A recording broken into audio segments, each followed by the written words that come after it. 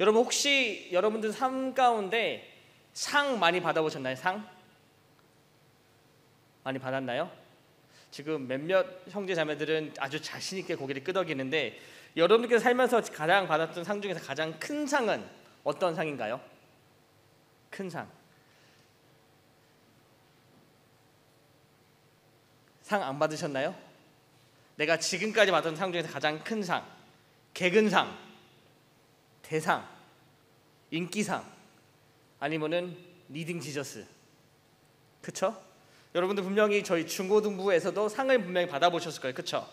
여러분 근데 상을 받는 의미는 어떤 게 있나요? 내가 왜 상을 받게 되죠? 그리고 여러분들께서 받은 그 상은 여러분들에게 어떤 의미가 있나요? 내가 작년 수련회 때 인기상을 받았는데 그게 제 인생의 터닝 포인트였습니다. 아, 나는 참 괜찮은 사람이었구나. 그런 의미가 될 수도 있겠죠. 개근상 받고 아, 내가 은근히 성실하구나 라고 깨달을 수 있게 되죠. 여러분 상은 어떤 의미가 있죠? 상은 어떤 의미가 있죠? 상은 말 그대로 우리가 무언가를 잘했다는 증거죠.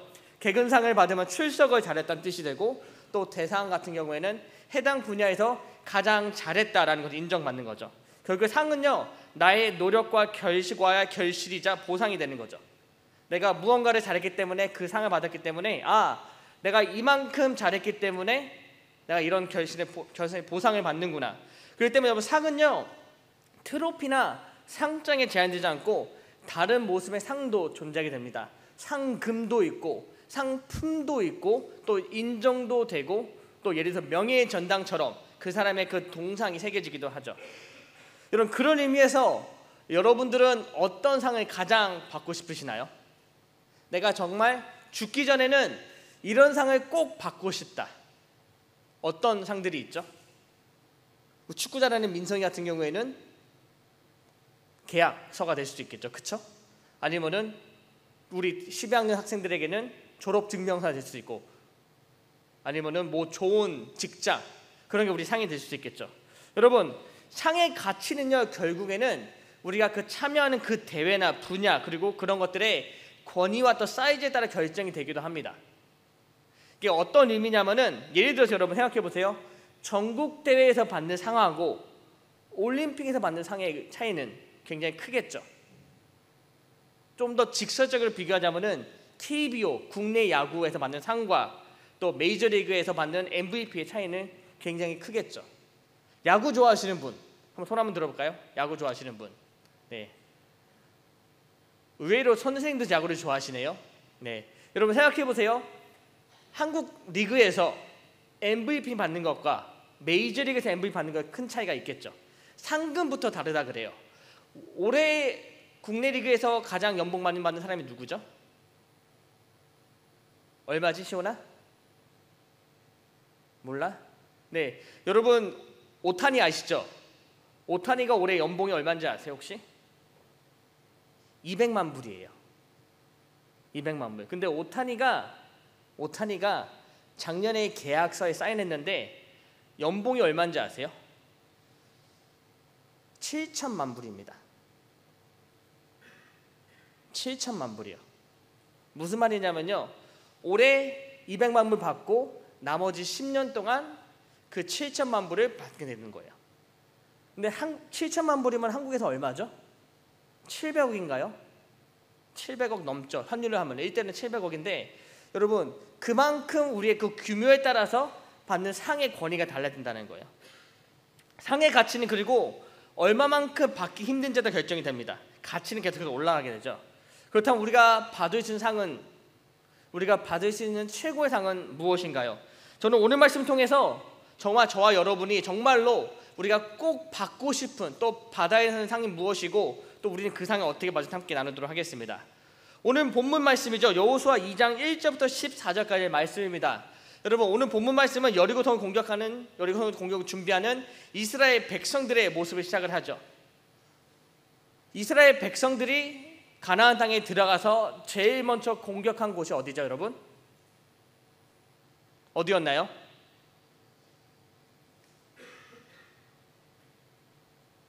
이스라엘 백성들이 가나안 땅에 들어가서 제일 먼저 공격한 곳은 어디였죠? 애굽이었나요? 여리고성이었죠. 네, 여리고성이었어요, 여러분. 근데 여리고성을 공격하기 전에 그들의 리더였던 여호수아가 한 가지 일을 합니다. 근데 그것이 무엇이었죠? 오늘 말씀의 배경이죠. 모세의 뒤를 이어 이스라엘 리더가는 여호수아가 이제 백성들을 준비하고 여리고성을 공격하려고 하는데 그 땅에 침범하기 전에 한 가지 일을 하는데 그것이 무엇이었냐면요, 바로 2명의 정탐꾼을 보냅니다. 2명의 정탐꾼을 보내요. 여러분, 여리고성이 어떤 성인지 혹시 아세요? 사진 한번 보여주시겠어요? 네, 저게 여리고성의 사진입니다. 왜 저기 중간에 잔디밭이 있을까를 생각하시는 분들 잘 들으세요. 여리고성은요, 성벽은 저렇게 두 겹으로 돼 있었어요.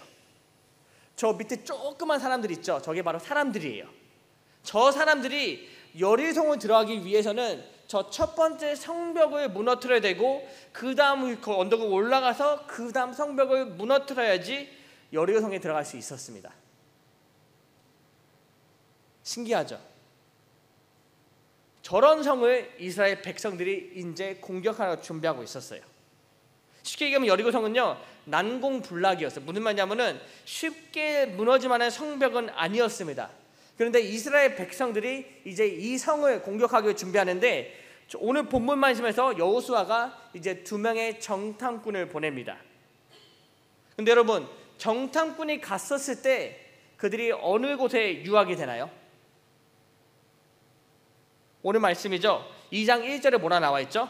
그들이 가서 라합이라 하는 기생의 집에 들어가 거기서 유숙하더니. 사진 내려주시고 성경 좀 띄워주세요. 네, 2장 1절 말씀, 그들이 가서 라합이라는 기생의 집에 들어가 거기에 유숙하더니 나와 있죠. 다시 말해서 여호수아가 2명의 정탐꾼을 보냈는데 그들이 가서 숨은 곳이 바로 기생 라합의 집이었어요. 여러분, 기생이 어떤 직업인지 아시죠? 기생은요, 그 당시에만은 보더라도 천한 직업이었고 또 온전하지 않고 거룩하지 않는 직업이 바로 기생이었어요. 천대받고 무시당하던 직업이 바로 기생이었습니다. 그런데 정탐꾼들이 이제 여리고성에 들어가기 위해 정탐을 하기 위해서 이제 그 기생 라합의 집에 들어갑니다. 근데 어떤 일이 일어나죠? 그들이 여리고 왕이 이 소식을 듣게 돼요. 그래서 여리고 왕이 군사들을 보내서 잡아오라고 얘기합니다. 여러분, 생각해 보세요. 여리고성에 왕이 있는데 그 왕이 이제 군사를 보냅니다. 그리고 기생의 집에 군사를 보내서 내놓으라 그러죠. 정탐꾼들이 너희 집에 있는 거 내가 들었다. 데려와라. 내놔라. 여러분, 왕에게 걸리면 어떻게 될까요? 다른 사람이 아니라 기생이란 사람이 왕의 명령을 어기고 또는 왕을 속인다면은 어떤 위험이 있을까요? 아주 간단해요. 죽게 되겠죠. 왜냐하면은 라합이라는 인물은요, 정말로 사회적으로도 너무나도 힘이 없고 무시당하던 그 직업을 갖고 있던 여인이었습니다. 그런데 그 사람이 다른 나라 정탐꾼을 집에 숨겨줬다. 근데 왕이 그 사실을 알았다. 그 왕이 그 사실을 알고 내놓으라 그랬는데 숨기고 거짓말한다. 근데 만약에 그 사실을 왕이 정말로 알게 된다면 어떻게 되겠죠? 죽어요. 죽임을 당하겠죠. 근데 라합만 죽게 되는 게 아니라 온 집안이 다 죽게 됩니다. 라합과 관련된 모든 사람들은 죽임을 당하게 돼요. 근데 라합이 어떻게 반응하나요? 2장 4절의 말씀이죠. 그 여인이 그 2사람을 이미 숨긴지라 이르되 그 사람들이 내게 왔었으나 그들이 어디서 왔는지 나는 알지 못하였고. 거짓말을 하죠.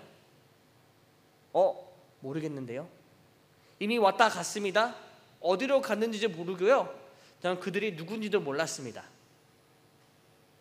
정탐꾼들이 이미 라합의 집 기둥이 아니죠. 맨 꼭대기에 올라가서 숨어 있었는데 라합은 그들이 숨기고 저는 모르겠습니다. 이미 떠났습니다. 저는 그들이 누군지도 몰랐습니다. 라고 거짓말을 하게 됩니다.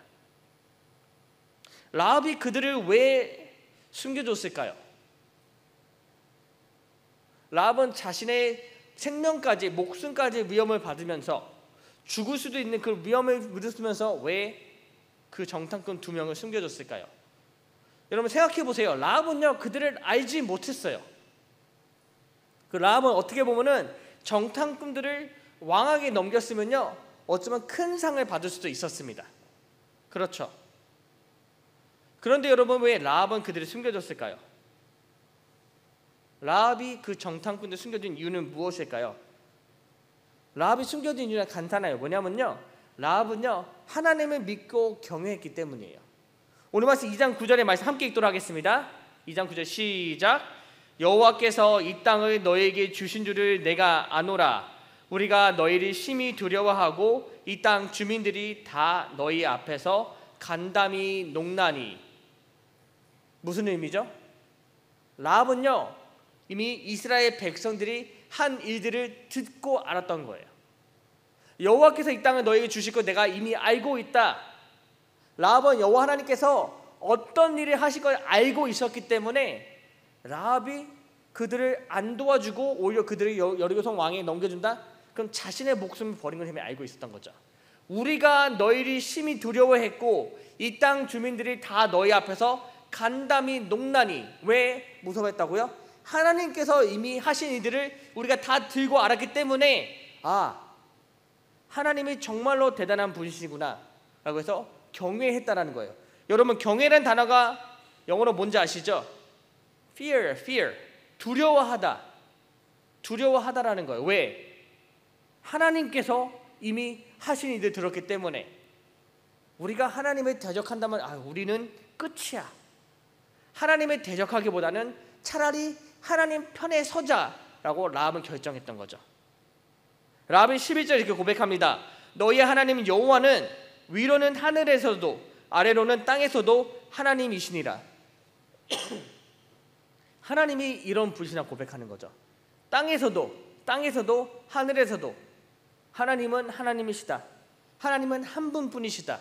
왜? 그런 하나님이기 때문에, 능력의 하나님이기 때문에, 그런 능력의 하나님이기 때문에 나는 이 땅의 왕이 아니라 하늘에 계시고 땅에 계시는 하나님만 믿고 경외하겠다. 이것이 바로 라합의 고백이었던 거예요, 여러분. 그래서 라합은 그 정탐꾼 2명을 숨겨줍니다. 그런데 여러분, 라합이 그냥 숨겨준 게 아니라 그들을 안전하게 보내면서 요구를 한 게 있죠. 그들의 요구는 뭐였죠? 라합의 요구는? 라합의 그 정탐꾼들 무엇을 요구했죠? 구원을 요구합니다. 12절 13절의 말씀이죠. 그러므로 이제 청하노니 내가 너희를 선대하였은즉 너희도 내 아버지의 집을 선대하도록 여호와로 내게 맹세하고 내게 증표를 내라. 그리고 나의 부모와 나의 남녀 형제와 그들에 속한 모든 사람을 살려주어 우리 목숨을 죽음에서 건져내라. 왜 이렇게 요청했을까요? 라합은 이미 알고 있었어요. 뭐라고 했냐면은 이스라엘 백성들이 여리고 성읍을 쳐들어오잖아요. 우린 끝이야. 하나님께서 분명히 이 여리고 성을 이스라엘 백성들 줄 것을 알고 있었기 때문에 어느 편에 서야 된다? 여리고 성? 아니죠. 이스라엘 백성들 하나님이죠. 너희들이 이 성을 점령할 때 한 가지만 기억해줘. 내가 너희를 도와준 것을, 내가 너희를 살려준 것, 그것만 기억해줘. 그리고 우리 가족만, 내 가족 모든 관련된 사람들만 살려줘라고 요청을 합니다. 왜? 라합은 이미 알고 있었기 때문에. 라합이 알고 있었던 이유는 그는 하나님을 경외하고 믿었기 때문에. 여러분, 이게 바로 라합의 모습이에요. 이게 바로 라합이 오늘 말씀 가운데 행한 일들이죠. 여러분, 성경에서 라합에 대해서 어떻게 설명하는지 혹시 알고 있어요? 여러분, 혹시 히브리서 11장이 뭐로 알려져 있죠?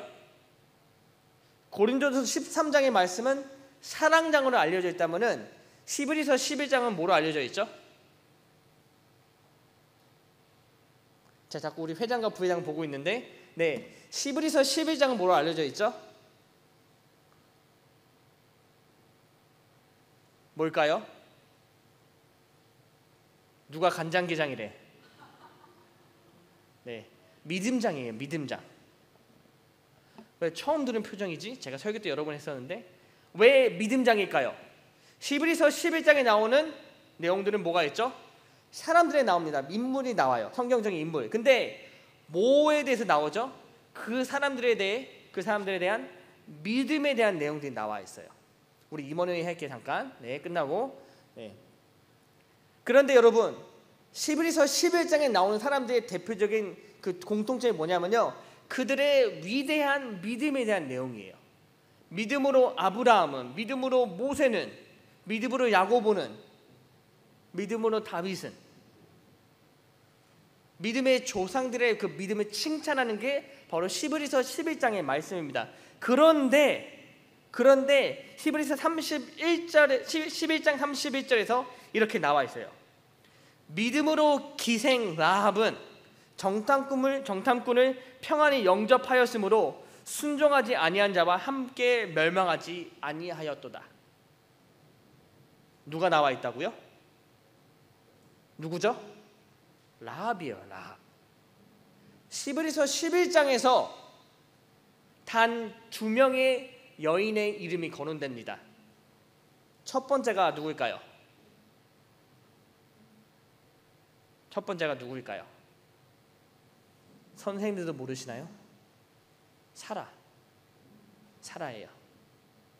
그런데 사라는요, 아브라함에 이어져서 나와 있어요. 그런데 라합은요, 나와 있죠. 믿음으로 기생 라합은, 다시 말해서 라합은요, 여러분, 그에게는 아주 큰 믿음이 있었다는 거예요. 아브라함과 이삭과 야고보와 다른 인물과 견줄 만큼의 큰 믿음, 위대한 믿음을 갖고 있었던 게 바로 라합이에요. 여러분, 이것은요, 제가 지어낸 내용이 아니라 성경에서 그렇게 나와 있다는 거예요. 히브리서 11장 그 아주 유명한 믿음장에서 단 2명의 여인의 이름이 거론됐는데, 그것도 그 2명 중에 한 명이 바로 라합이라는 거죠. 사라는 말이 돼. 왜? 믿음의 조상의 어머니가 되니까. 그런데 다음 사람이 라합이다? 그것도 기생 라합이다? 성경에서는요, 이 라합의 믿음을 아주 크게 여기고 칭찬하고 있다는 거예요. 여러분, 그렇다면 오늘 말씀 첫 번째 질문 기억하세요? 오늘 말씀 첫 번째 질문, 상에 대해서 이렇게 물어봤죠. 상에 대해서. 여러분, 라합이 받은 상은 무엇이 있을까요? 성경에서 히브리서 11장에서 그렇게 칭찬하는 그 라합의 믿음을 칭찬하고 있는데, 그렇다면 그 라합이 받은 상은 무엇이 있을까요? 첫 번째 받은 상은 뭐냐면요, 바로 구원입니다. 구원. 언제? 여리고 성이 함락되었을 때 라합은 구원이나 상을 받았습니다. 여호수아 6장 25절 이렇게 나와 있어요. 여호수아가 기생 라합과 그의 아버지의 가족과 그에 속한 모든 것을 살렸으므로 그가 오늘까지 이스라엘 중에 거주하였으니 이는 여호수아가 여리고를 정탐하려고 보낸 사자들을 숨겼음이었더라. 하나님께서는 분명히 명령하셨습니다. 뭐라고 명령하셨냐면은, 너희가 여리고성을 점령했을 때 살아있는 모든 것들을 다 진멸하라고, 다 죽여 없애라고, 남녀노소 불문하고 가축들 불문하고 모든 것을 다 없애라고 하나님께서 말씀하셨습니다. 그런데 단 한 가지 빼고, 단 한 명, 한 가정을 빼고 하나님께서 다 명령만 하셨죠. 누구냐면 바로 라합과 그의 가족들이에요. 이스라엘 백성들이 여리고 살고 있는 모든 주민들이 진멸했을 때 유일하게 살아남은 자들이 바로 라합과 그의 가족들이에요. 이것이 바로 라합이 받은 첫 번째 상입니다. 바로 구원의 상이죠. 오직 라합과 그의 가정들. 자, 그렇다면 여기까지는 우리 쉽게 알 수 있어요. 그렇다면 두 번째로 받은 라합의 상이 무엇이 있을까요? 첫 번째는 우리가 다 예상했던 거예요, 그렇죠? 근데 두 번째 상은 우리가 잘 모르는 부분이 있습니다. 라합이 받은 두 번째 상은 무엇인가요, 여러분? 한번 take a wild guess. 한번 생각해 보세요. 라합이 받은 두 번째 상, 의외의 상인데요, 바로 족보예요. 족보. 하나님의 뜻이 라합을 통해 이루어지게 됩니다. 마태복음 1장 5절 말씀인데요, 제가 읽어드릴게요. 살몬은 라합에게서 보아스를 낳고, 보아스는 룻에게서 오벳을 낳고, 오벳은 이새를 낳고. 여기서 두 번의 여인의 이름이 되어집니다. 여러분, 룻 아시죠? 룻이 누구죠? 여러분 혹시 성경에서 룻이라는 이름 들어본 적 있으신가요? 네, 있죠. 왜? 룻이라는 책이 있으니까. 그런데 두 번째 이름이 바로 라합입니다. 살몬이라는 사람은 라합에게서 보아스를 낳았는데, 여러분 보아스가 누군지 아시죠? 룻기를 읽어보면은 룻을 통해서 이제 오벳을 낳고 오벳에서 이세 낳았어요. 이세가 누군지 아세요 혹시 여러분? 이세? 강현민 이세가 아니라 이세라는 이름이 있는데, 이세가 누구죠? 이세의 아들이 누군지 혹시 아세요 여러분?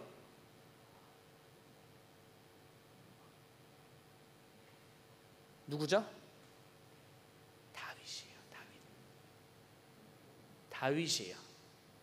다윗 왕입니다 여러분. 이세의 아버지가 다윗 왕이에요. 이세의 할아버지가 오벳입니다. 이세의 할아버지의 아버지가 보아스고요. 그 할아버지의 어머니가 누구냐면 바로 라합이에요. 그 기생 라합을 통해서 다윗이 탄생하고요. 다시 올라가면요, 기생 라합을 통해서 누가 탄생하죠? 끝까지 가면은 예수 그리스도예요. 예수 그리스도 여러분. 기생 라합을 통해서 누가 탄생한다고요? 예수 그리스도 여러분. 놀랍지 않으세요? 저는 지금 소름 돋았어요. 제가 이 설교를 준비했는데 지금 소름이 돋았어요. 와, 라합이 기생 라합이. 다시 말하자면요, 라합을 통해서 하나님의 가장 크신 뜻이 이루어졌다라는 거예요. 왜? 여러분 라합이 구원과 이런 하나님부터 이룬 그 족보의 그 상을 받을 수 있었던 이유는 무엇이었을까요? 단 한 가지예요 여러분. 믿음이에요 여러분. 믿음. 라합이 받은 상을 한번 생각해 보세요 여러분. 라합이 상을 뭐 받았다 그랬죠? 구원. 여러분 우리가 구원을 어떻게 받을 수 있죠? 우리의 노력, 우리의 잘남, 우리의 대단함, 잘생김. 그럼 나밖에 상을 못 받겠네? 그쵸? 근데 여러분 우리가 구원받을 수 있는 유일한 이유는요, 웃지마, 무엇이죠? 믿음이에요. 내가 잘나서도 아니고 내가 자격이 있어서도 아니고 나의 믿음으로만, 온전히 오직 나의 믿음으로만 우리는 구원을 받을 수 있습니다. 그런데 라합이 뭘 받았다고 그랬죠? 구원. How? 어떻게? 그에게는 믿음이 있었기 때문에. 히브리서 11장이 그 증거잖아요 여러분. 믿음장에서 유일하게 거론된 여인의 이름, 독자적으로 누구? 개별적으로 누구? 라합이에요. 그에게는 믿음이 있었다라는 거예요. 두 번째, 예수님의 조상이 될 수 있었던 이유? 믿음이에요 여러분. 라합에게 만약에 믿음이 없었다면은 라합은 정탐꾼을 숨겨주지 않았습니다. 그 라합에게 만약에 믿음이 없었다면은 정탐꾼을 숨겨주지 않았었고, 여리고성이 정복되었을 때 라합도 분명히 죽음을 당했을 거예요. 그런데 그에게는 믿음이 있었기 때문에 하나님의 사자들을 숨겨줬었고 하나님으로부터 구원을 받을 수 있게 되었습니다. 그리고 이후 라합을 통해서 이세가 나왔고요, 다윗이 나왔고 예수 그리스도 나오게 되었죠. 그가 히브리서 11장에서 언급될 수 있었던 유일한 이유는 바로 믿음 때문이었어요 여러분. 라합이 받은 이 상들은요, 라합은 저 상들은요 여러분, 절대 그 안의 행동이나 자격 때문에 받은 상은 절대로 아니었습니다. 여러분 생각해 보세요. 라합이 누구였죠? 라합의 직업이 뭐였죠? 기생이었어요. 기생. 몸을 파는 기생이었어요. 절대로 온전하지 않고 거룩하지 않던 직업이었습니다. 근데 그런 라합이 자격이 있었을까요? 여러분 라합이 남자였나요? 여자였나요? 여인이었습니다. 여자였어요. 신약 시대 때에도, 예수님이 이 땅에 오셨을 때에도 여인들은 인정을 받지 못하는데 구약 시대 때는 얼마나 더 심했을까요? 그런데 라합은 그의 이름이 히브리서 11장에 언급이 됩니다. 아무런 자격이 없고 정말로 아무것도 못하는 라합은 정말로 믿음 하나 때문에 이 많은 상을 받을 수 있었어요. 라합이 정탐꾼들을 살려주고 여리고방을 섬겼던 이유도 바로 하나님을 믿고 경외했기 때문이었죠. 그 안에는 그만큼 거대한 믿음이 있었습니다. 다시 말해서 여러분, 라합은요 행동이 믿음보다 멍청한 게 아니라 믿음의 행동으로 실행된 거예요. 무슨 말이냐면은 내가 정탐꾼들을 살려주면은 나에게 구원의 상을 받겠지, 계산이 된 게 아니라는 거예요. 라합은 믿음을 잃기 때문에 그 믿음이 라합의 몸을 움직였고 여리고 왕을 속였고 정탐꾼을 숨겨뒀다라는 거예요. 왜? 믿음이 멈춰있기 때문에. 여러분, 이것은 우리에게도 마찬가지예요. 우리가 예배를 드리는 이유는요, 우리 안에 믿음이 있기 때문이에요. 우리가 하나님의 그 선한 일들을 하는 이유는 우리가 상을 받기 위해서가 아니라 이미 우리는 믿음이란 그 상을 받았던 거죠, 여러분. 우리 안에 믿음이 있기 때문에, 내가 믿는 하나님이기 때문에 우리는 하나님의 말씀에 따르기 위해, 순종하기 위해서 그런 일들을 행한다는 거예요, 여러분. 믿음이 멈춰지 행함이나 상이 멈춰가 아니라는 거예요. 여러분, 그렇기 때문에 여러분, 믿음은요, 나에게가 아니라 하나님에게 집중돼야 됩니다. 다시 말해서 믿음은 내가 무언가를 얻기 위해서가 아니라 믿음은 정말로 하나님을 향해 된다는 거예요. 믿음의 중심은 누가 되어야 된다? 하나님이 되어야 된다. 내가 누구든지 내가 무엇을 하든 상관없이 내가 하는 행동 하나하나가 믿음대로, 믿음에 의해 믿음 안에서가 되어야 됩니다. 하나님을 믿는 믿음대로, 하나님을 믿는 그 믿음에 의해서, 하나님을 믿는 그 믿음 안에서 내 모든 삶의 행동 하나하나가 다 된다는 거예요. 여러분, 그 찬양 있죠? 내 모든 삶에 뭐가 있죠? 행동, 걸음, 숨쉬기, 모든 것들이 다 믿음 안에서, 하나님을 믿는 믿음 안에서. 결국 우리는요, 단 한 가지만 하면 돼요, 여러분. 내가 7학년이건 10학년이건 내가 내년에 대학을 가든 못 가든 상관없이, 내가 성적이 바닥이건 뭐 A+건 상관없이, 내가 오늘 아침에 아침을 안 먹었건, 오늘 아침에도 아빠한테 혼났건, 아니 엄마한테 말을 안 듣고 또 소리 들었건 상관없이 우리는 단 한 가지만 하면 돼요, 여러분. 믿으시면 돼요. 하나님을 믿으시면 되는 거예요. 우리가 우리에게 집중하잖아요. 돌아오는 것은 결국은 실망밖에 없습니다, 여러분. 왜? 나는 한없이 부족하니까. 어제도 오늘도 내일도 침대와 혼연일체. 나를 움직이지 마세요. 나는 잘 겁니다. 내일 수업도 땡깔 거예요. 지킬 거예요. 게으르잖아요, 여러분. 집에 오면 뭐 하고 싶죠? 컴퓨터부터 켜야죠. 뭐 하냐? 숙제하려고요. 숙제가 와우냐? 네, 숙제가 리그 오브 레전드예요. 핸드폰을 왜 보는데? 친구랑 과제 얘기해야 돼요. 네 친구가 인스타그램이구나. DM 보내고 있어요. DM 내용 좀 보여주렴. 너 오늘 참 이뻤어. 그게 숙제 과제구나. 네, 여러분, 그게 우리의 모습이죠. 우리는 정말로 하나씩 부족합니다. 우리에겐 선한 것이 하나도 없어요, 여러분. 우리는 온전하지 못하고 완벽하지 않고 완전하지 않습니다. 그렇기 때문에 지금은 몰라도 여러분, 나중에 가면은 결국은 실망밖에 없게 되고 좌절하게 됩니다. 그런데 만약에 우리가 우리의 믿음은 내가 아니라 하나님께 집중하잖아요. 네, 온전하시고 완벽하시고 완전한 하나님은 우리를 구원하십니다. 그렇기 때문에 내가 아니라 전능자 되시고 구원 되시는 주님을 향한 믿음을 가지시기 바랍니다. 라합이 하나님을 경외한 것도 믿음에 의해서 한 거고요. 무험을 무릅쓰고 도와준 이유도 바로 믿음 때문이었어요, 여러분. 그렇기 때문에 우리의 삶 가운데 행동 하나하나가 우리의 믿음을 나타내고 정말로 하나님께 집중하는 우리 중고등이 간절히 소망합니다. 여러분, 한 주가 시작되었습니다. 이번 한 주간 학교에서 아니면 집 안에서, 가정 안에서, 관계 속에서 정말로 하나님을 믿는 믿음 안에서 모든 것을 다 행하는 저와 여러분이 되길 주님의 이름으로 축원합니다. 기도하겠습니다.